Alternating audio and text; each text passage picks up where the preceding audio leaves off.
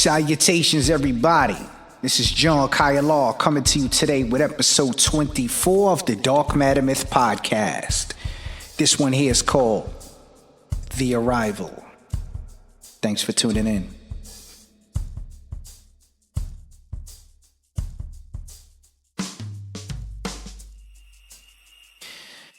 Just last night, I dreamt that I was an old man on my deathbed, perhaps 100 years old.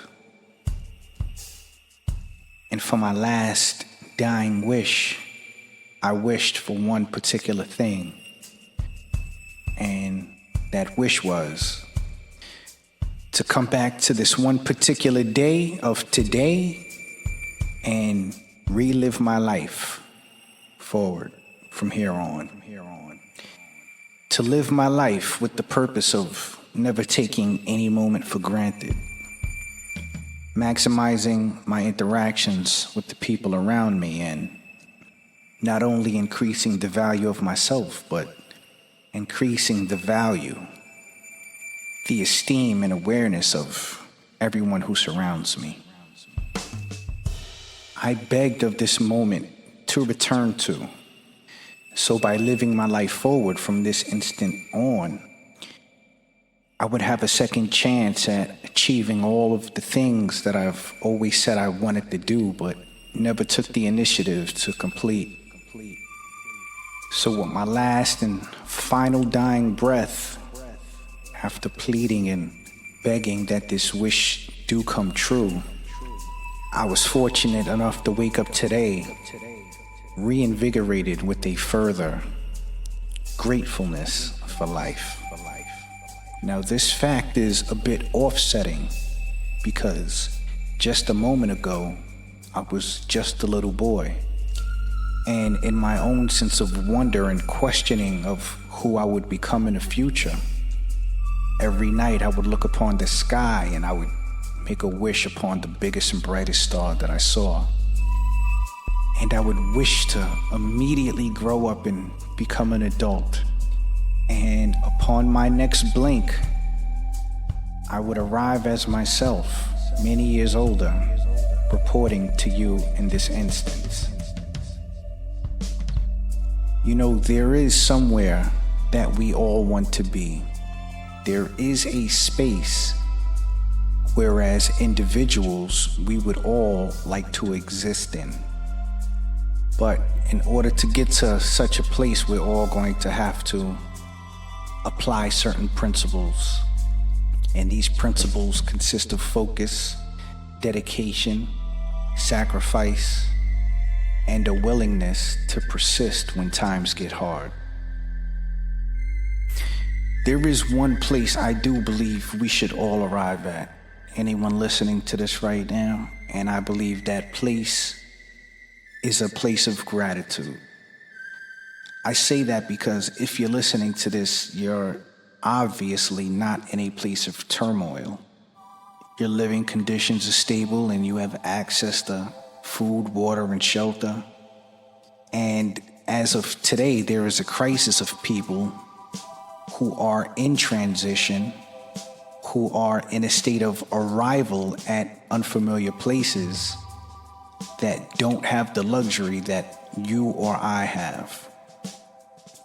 However, whenever a person is in such an extreme condition, there is still a commonplace destination that one can arrive to. And that destination is the moment of now.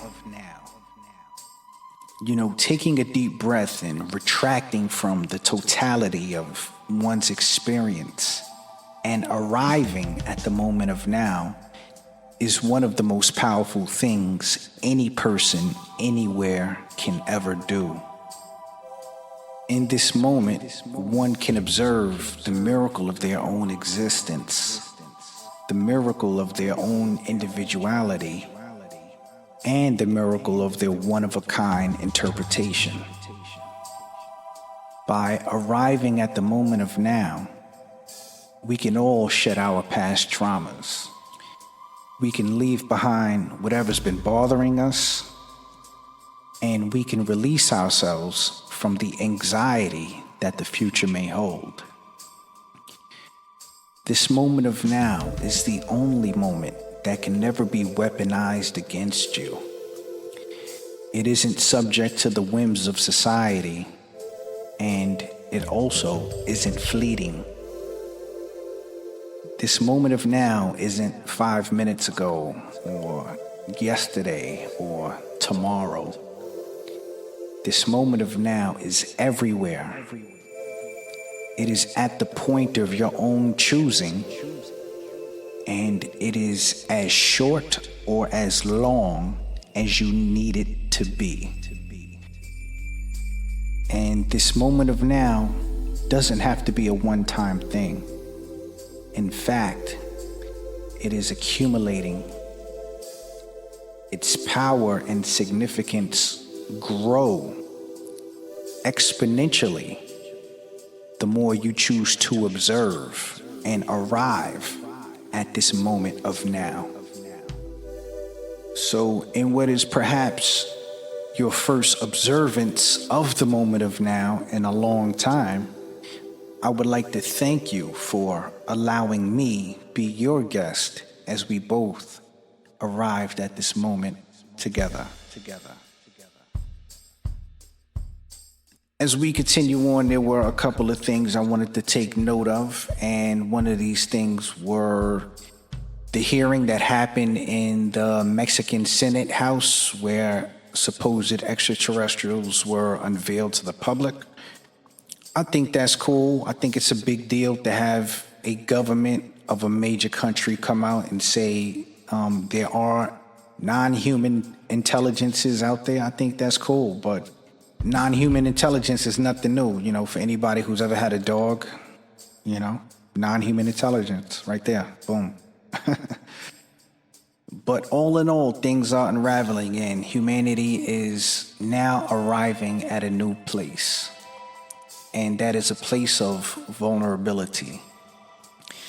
Because of the vulnerability of the human ego, world governments cannot come out and just say, here are the aliens. They can't answer this question in an absolutist fashion, because disclosing the truth will cause more damage than keeping it suppressed from the masses. So every time they answer this question, they have to do it under the veil of ambiguity. And even in Mexico, when they did it with a guy who doesn't have the best reputation at hand. They did it with a guy who's known for scamming and tampering with evidence, so it skews in one direction or another. And that guy's name is Jamie Mousen, and his reputation has been completely tarnished for decades. But nonetheless, we're arriving at a point of disclosure, and it's very interesting to see. Whatever information will be given about this subject will only be used to fortify any existing idea that a person without an open mind already has. And governments know this. Governments have exhausted many resources studying human behavior.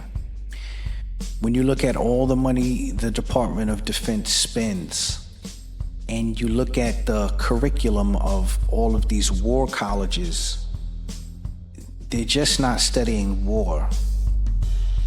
War is a product and byproduct of human behavior. And perhaps the main catalyst of war is when a society's mode of existence gets challenged and replaced with an alternative theory. And as of today, perhaps there's no alternative theory greater than we are not alone. For me, a statement like this is easy to make. And it's easy to make because I know I am that old man on his deathbed.